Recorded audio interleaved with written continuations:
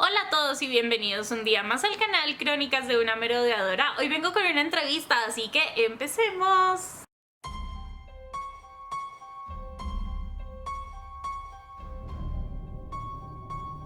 Bueno, antes de dejarlos con la super entrevista que les tengo preparada, tengo que contarles una cosa súper interesante, y es que el British Council está cumpliendo 80 años de funciones aquí en Colombia. Y es que ustedes se preguntarán como, ok, y el British Council, además de tener cursos de inglés y ayudarme a prepararme para todos estos exámenes, como, ¿qué onda con la vida? Y yo les digo, el British Council es mucho más que sencillamente cursos de inglés. Básicamente tiene un montón de funciones, entre las que está un poco acercar la cultura británica aquí a nosotros. Ahora, por ejemplo, haciendo honor a estos 80 años aquí en Colombia, son el país invitado en el Teatro Julio Mario Santo Domingo y tienen un montón de eventos culturales, de danza, de absolutamente todo, así que también les voy a dejar los links en la descripción. Pero por otra parte, el British Council tiene otros proyectos como Storytelling for Peace Building, que es un proyecto para crear redes de resiliencia a través del arte con niños de diferentes zonas vulneradas por el conflicto colombiano en diferentes puntos de Colombia, obviamente.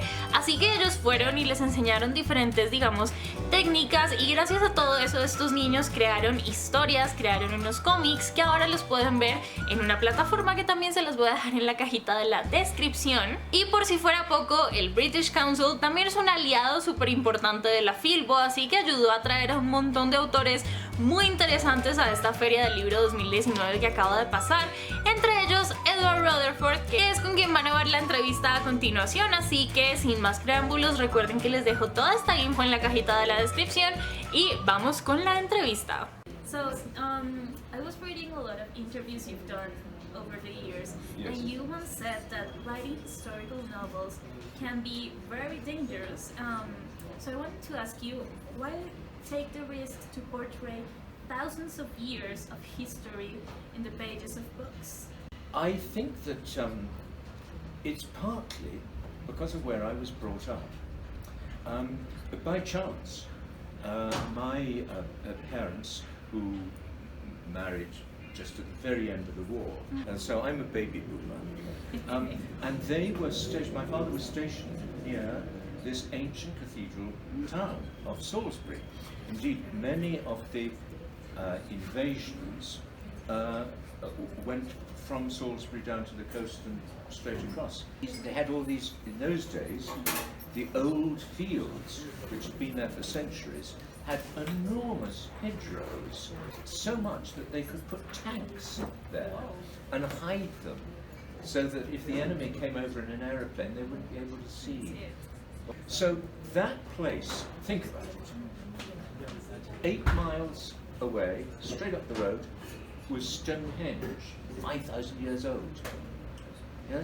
1 mile, not even 1 mile outside, was a big, what we call an earthwork, a circular fort made of earth and clay, which was what, over 2,000 years old. And then it had been a Roman town, and then it had been a medieval castle. But down in the valley, where the new city was built, and the new city was built in 1220, so that's 800 years ago. The new city, with this beautiful cathedral with its spire, this pointed spire, 404 feet high, which was the second highest building in Europe for centuries. Beautiful, what they call a close, the area around the cathedral. Some of those were 800 years old, some were 7, 6, 5, 4, and so forth. As a little boy, you know, when my first walks that I ever remember were around the cathedral, because we lived in that close, and into the cloisters, into the cathedral, where you'd see the old tombs with the effigies, you know, the carved people on them. And they were completely beautifully done, they're completely lifelike, full size, knights in armour and so forth, and ladies too. Some of those still had medieval paint on them from the 1400s. All these people, to me, were real. You could reach out and physically touch And so I think that it was a very natural thing for me when I tried to write a historical novel to do something like that. It was the place of my birth. I was in California when I thought of it. I was at Stanford Business School, believe it or not, when I decided, a little strange, I know, but when I decided to write. And for a little while, I wasn't sure what to do, and then suddenly, one day I thought, my God, I go back to where I'm from, my birth, and I have family living around. And it's all there. It's this living museum, if you like. It's not like a museum at all. Some years ago, a friend of mine got on the town council for the town of Salisbury, and he said, "You brought so many tourists here." Wow. I don't know if it's true, but he managed to make them think it was, that we're going to name a street after you. So right beside this, the big medieval marketplace, which operates on Tuesday and Saturday every week of the year, and has done since 1220. And up on the wall right there is Edward Rutherfurd Walk. I'm so happy about that. That's amazing. So it was a big homecoming for me, and I got lucky. I mean, the book then became A success. It was a big success. I mean, I don't even know, but we must have sold somewhere between 2.5 and 3 million copies by now. It just keeps on. Yeah. So that put my children through school. So I don't know how to pronounce it. Sarah. Sarah. Yes. That was your first novel, Was. historical novel. Mm-hmm. How challenging was researching thousands of years of English history and then writing onto a book? Well, first of all, researching it was fun. Writing it was not fun. Researching it was fun for a number of reasons, but in particular, I used about 10 local historians. One specialised in the prehistoric, another in this, another in that. Now, of course, you have to read some English history, but I was brought up to know quite a bit of English history, so you know. What I realised was that these guys, the local historians, just from that area, they'd spent their lives, you know, studying this, and hardly anybody ever was interested. So when I came along and said, "Hey, could you help me with this? I'm going to write a book. It's going to go out there," you know, they loved it, and I made friendships, and so all of that was fine. The difficulty when you're writing it, apart from all the difficulties of writing, which we all know, and it is very high. It's very high level energy, and I personally, I walk about all the time. You know, I'm either walking about, or especially early in a chapter or a story or whatever, I fall asleep all the time. So if you came by where I work, you know, which don't, but if you did, you know, you would just most of the time hear me snoring, and you know. But of course, the subconscious is working like crazy when you're asleep. And you know, and then the old thing, you go and you have a shower, and then, you know, eureka. The difficulty is that the history is sometimes, when it gets detailed, it's very untidy, and so you're wanting to make it into an operatic, you know, shape. You know what you want to do, but it won't let you do it. And then what do? Do you change the history and cheat? My thing is that I try not to do that. So you have to find a way round. And probably nobody cares except me. But there we are, it's what I do. And yeah, it's difficult. Technically, funnily enough, writing a big book like that, maybe a small book as well, but especially a big book like that, which is physically long, covers a big time period, has an awful lot of characters because you're going from time period to time period. So, I mean, I have at least 100 characters in each of these books. How do you hold the readers, not just their interest, but how do they not get lost? And that's where, if you like music, it helps, or architecture. Music and architecture are, of course, about having a ground plan. They're about having, like a Gothic cathedral, images which repeat, or shapes, like arches or whatever you like, which repeat and repeat and repeat, like a leitmotif in the Wagner opera or in the Ring cycle or something. And that gives you something to hold on to as you're reading, but it starts making echoes. And the Serum area in particular, also in Russia too, it's a very echoing landscape. And so, on the one hand, you have to plan for that, and you plan images, you plan sometimes even little figures of speech, or the way people speak. Of course, you've got the families, so you have to make the families easily recognizable. I mean, in the London book, there's a guy with a little white patch in his eye. I have a friend who has a white patch, and it's somewhat inherited. Okay, so in the book it's always inherited. Well, actually, not always, but nearly always, so that you know. Or maybe some characteristic. It's a little crude, but if you don't do it in fairly bold brush strokes, the totality won't work. If you're too detailed, the characters are quite complex if you think of a character as being a whole family. It's like a composite, so that this generation, the bad guy suddenly does something that isn't bad. It surprises you, which is just like another facet of an individual's character. But so, the reader's just got to be a little bit surprised.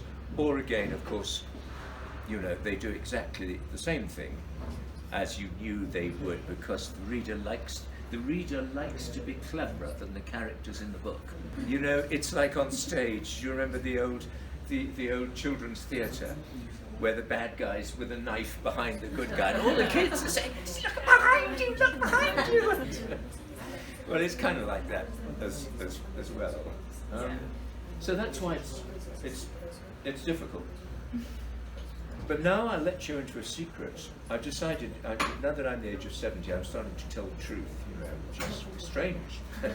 I said earlier, we were talking, it takes so much out of you, this stuff. Like, when you've just given birth, you say, I'll never do that again, and then of course, well, I don't. Others do. But the books are often so difficult to do, to tell you the truth, that in my home I keep them behind, in cupboards, in closets. The bookshelves have covers on them, so that I don't have to look at them. Because sometimes you see, people who make movies are sometimes like that. De Niro and some of these people, they won't watch their own movies. But I suspect that is, sometimes, Meryl Streep will say, oh, well, it's because you look at the movie and you think, oh, I should have done that differently. And I'm sure that's true, but I think that's only half of it. I think quite often the people that put the most out find it painful to be reminded of what it cost them to do. So there you are. That's why it's difficult and what it's like. Okay, so your books are obviously known for covering a span of thousands of years of history in each one of them. For example, in Russia, you cover like 1800 years of Russian history. Why do you choose to cover so many years of history instead of focusing on a period, a shorter period of time. I made a huge mistake. Now you can take it back. You know what perfectionists are like? And there's the manic perfectionist who actually has no sense of direction at all, and there you can do nothing with them. If I may use the term, which I don't deserve, but the artistic perfectionist, it's they like a challenge. You know, why do you climb the mountains? Well, the mountain because it's there.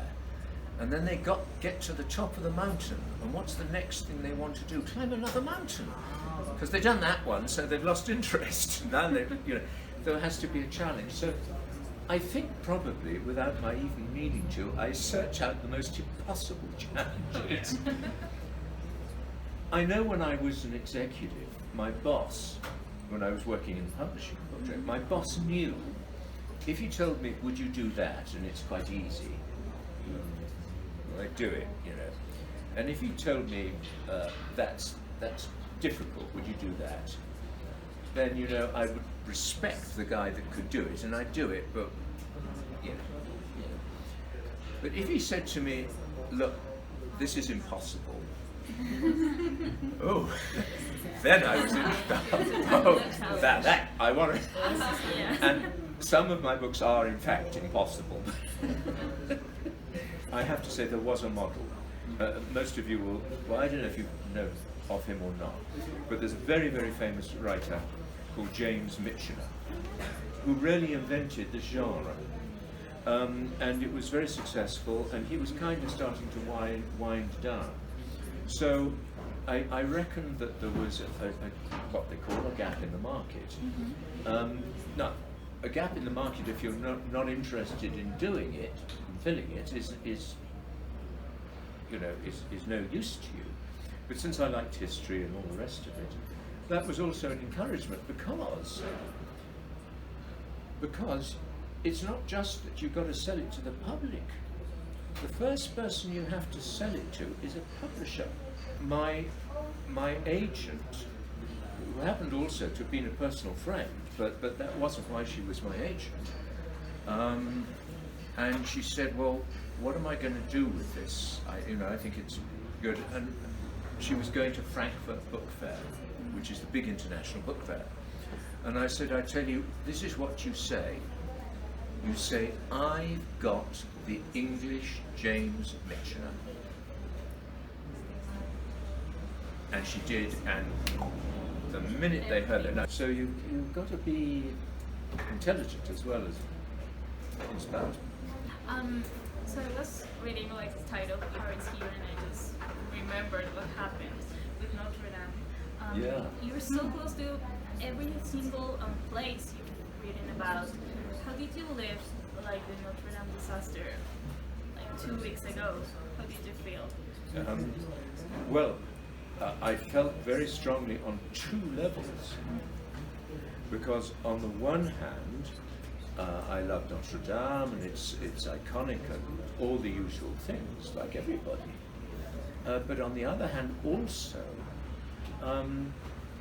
I have a lot of French family. I'm of English birth, but the family's been has been intermingled with France for about 200 years. So, like in the bombings, the first bombing took place 100 yards from my favourite cousin. The big one, what was it, the first of the really awful ones, in the nightclub, where a lot of people were killed. And I telephoned her, and I said, are you okay? And of course it's always the same, isn't it? She's 100 yards away from it. And she said, what's the matter?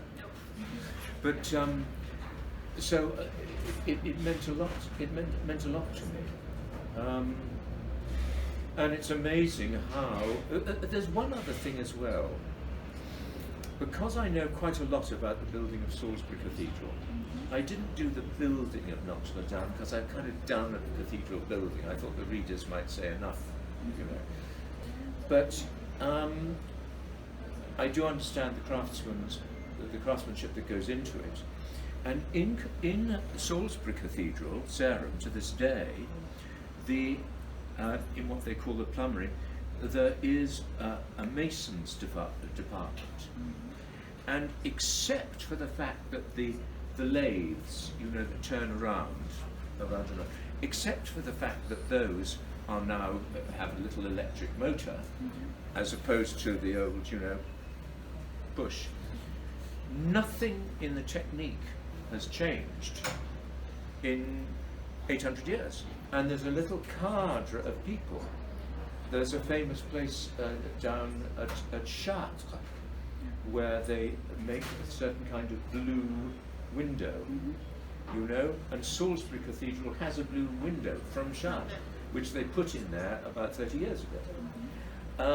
So I was very much aware of the fact that around the world these crafts still exist, and it's kind of exciting in a way to think that people will come, because they'll have to, there's no other way of doing it, they'll be coming from all over the world to restore the Notre Dame. You've researched a lot of countries, cities, and periods of time. Which of your novels has been the most fascinating one to research? Like the one you said, I learned something I didn't know and wouldn't have known if I hadn't researched for the novel. I think that I'll give you two quick answers. One, doing a book on Dublin made me realize how similar the structure of Dublin City is, how it's organized, how the people vote for their, you know, representatives, and so the council, all this. It made me realize how like London it was, which I'd already done. And then I started to realize that all medieval cities were basically the same. And they also, medieval cities had enormous power. They were very independent. The old feudal, the king and the feudal barons, you know, they didn't control the city. The city was independent. When William the Conqueror, who conquered England in 1066, when William the Conqueror had defeated the Saxons and was in charge, he came to the walls of London and he stopped, and he negotiated, because the London merchants said, you know, you're not coming in here unless you give us all the rights that we have. So he gave them. Then he built just outside the wall the Tower of London, just to remind them who's boss. But these cities were independent. And I came to realize, it's so obvious perhaps, but I came to understand really more that without towns, and above all without big, well, in their day, big towns and cities, none of us would have any freedoms at all. Democracy doesn't and really cannot happen in the countryside. If you've got a big landowner, lots of, they may be serfs, they may be slaves, they may be whatever, you know, working for them, you'll never get a democracy. You may occasionally get a massacre, but you'll never get a democracy. It's the independence, the complexity, you know, different people doing different tasks. Has anyone here ever read any of the Canterbury Tales of Chaucer, or at least know what they may be? Well, when you read them next week, you'll realise that, you know, medieval society was very, very complex. It wasn't just one class and another class. It was dozens of different classes, occupations, very complex. Another thing that I came to realise, which is equally or even more modern, and I came to realise it more in Dublin, but it's there in London too, is that women had far more power than one thinks of. If you, in all these towns, actually in the country too, because if you think about it, even if you're living in a, you know, a fortified house or a castle, whatever, and you've got all this land to manage, you know, that takes two people. And when the husband is away fighting or whatever he's doing, you know, that his wife is running everything, and we have lots and lots of evidence. All of this, we have letters from people, hundreds of letters, of the Paxton letters they're called, in the 1400s. You realise how it actually was. The woman had a lot of power. And in the towns, if you're a merchant, right, or a craftsman, you and your wife were running the store, so to speak. You're running it together. And here's the thing, do you know what guilds are? The craftsmen's associations, where they get together. If a merchant or a craftsman died, his wife took his place as a full member of the guild, until such time as she married again. Then the husband took her place. And that was how to get ahead, by the way. If you were an apprentice, the person who's working for the master, learning his trade, then, and you stay on working for the master, if the master dies, then you make sure that his wife likes you, because then you get to marry her. And then you're still younger. She may be a little older, but with a bit of luck, they're still children, you know? And then all his work and all the money that he's accumulated goes to you and your children. And that's how some of the great medieval fortunes and the great aristocratic fortunes, funnily enough, actually come from that, from apprentices who married the master's widow. One of the biggest houses in England is called Chatsworth. The Duke of Devonshire, he's called, lives there. It has 365 bedrooms. Yeah. Well, if you're a duke, you have a lot of friends. It's humongous, and you see a bit of it. Does anyone see the more recent movie of Pride and Prejudice? Yeah. No. Yes. And when they come along into the park in a little carriage, and they stop, and there's this huge waterway, and then you see this house in the distance. That's the house in question. The Dukes of Devonshire exactly descend from an apprentice who married the master's widow. You'd think they were all knights in armour. It's the money that counts. And the Dukes of Leeds, the same. In fact, there's a little story in the London book about a little apprentice who dives into the river. He dives into the river and saves his master's daughter, and then he's given the daughter in marriage. Actually, that really happened. I found that in the records of the guild, and their descendants became first aldermen, then Lord Mayor of London, and later on Dukes of Leeds. So there you go, these fairy stories can be real. Yeah. I've completely forgotten your question, but anyway. So this is a question I had to ask. If you could go back to any of the cities, any of the eras you've written about, which one would you choose and why? Which one you would never pick? Well, the one I'm going back there actually in September. The one I guess that I go back to is something called The Forest. I've known it since I was a child. My grandfather and one of my great aunts lived right in the middle of the forest. I have all kinds of connections there, and the people there became my friends. And it was fun. I mean, one of them, for instance, the family name was Stride. They're there now. And I changed it to Pride. I'm sitting there one day in the little library there, and I'm going through the records, and John Stride's sitting right there. And I'm doing all the records for the people who got caught poaching, you know, stealing deer. And I'm in the year 1278, and John Pride is up before the court for stealing deer. And I said, John, you better look, that's one of yours. I love that place. It was the easiest book to do, of course. It wasn't so complex. Where would I never go back? I might not go back to Russia, not because I wouldn't like to. I'd be afraid they might think I was a spy.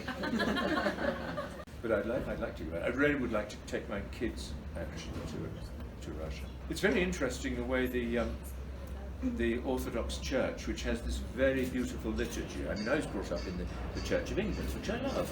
The Russian Orthodox Church is very, very moving, just the sung liturgy. You know, they sing a cappella, these deep voices.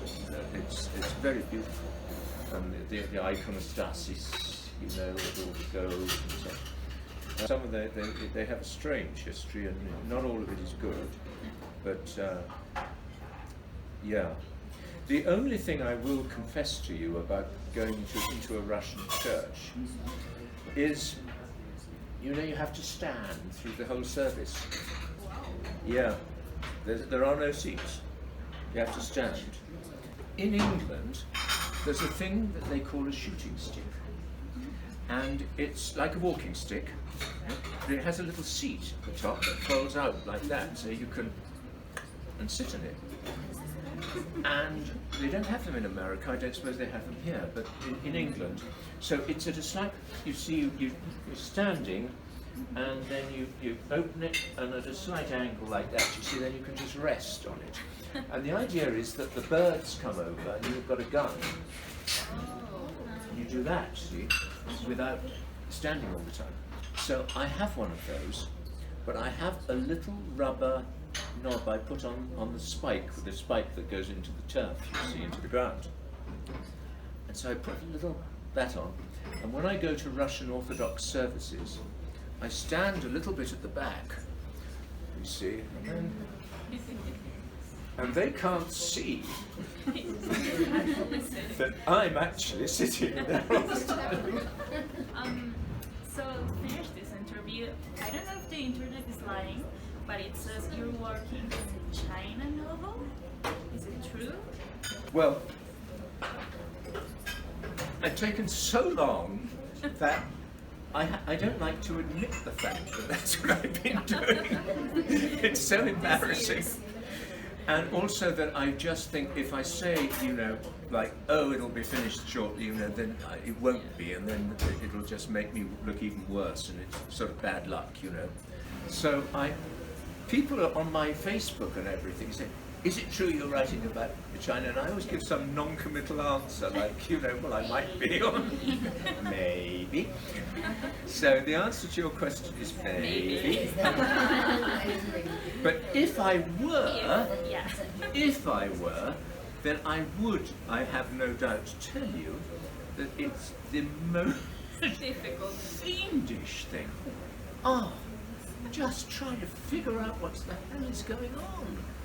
I think, I hope, but I think that a lot of people would like to, I don't know that they necessarily want to know a lot about China, and there's 4,000 years of history, and I wouldn't attempt that. I mean, we'd be at it for, you know, I'd have to live a long time. I think they would like to sort of try to understand why it is the way it is, and what it means. And in my estimation, really everything of any significance, what's going on now with us, between us and them, is all to be explained by what happened in the 19th century. The big encounter between my fellow countrymen, the English, and China. We were the drug barons, you know, and everything was the same. Oh well, we'll sell them opium, but it's their fault. They shouldn't use it, you know. Both statements, of course, are true, but that doesn't make it any better. And the enormous misunderstandings between those cultures, and an attempt to give some explanation, however imperfect, of those two cultures. Really, the Cultural Revolution and Mao and all of that, which I would if I were writing about China, I wouldn't be writing about, in fact explain they explain quite a bit about China today internally. They don't really explain very much. And even the disputes about the islands. Do you remember the little islands up near Ryukyu Islands by Japan? Yes. And the business over Korea. It's all in the 19th century. It's not new.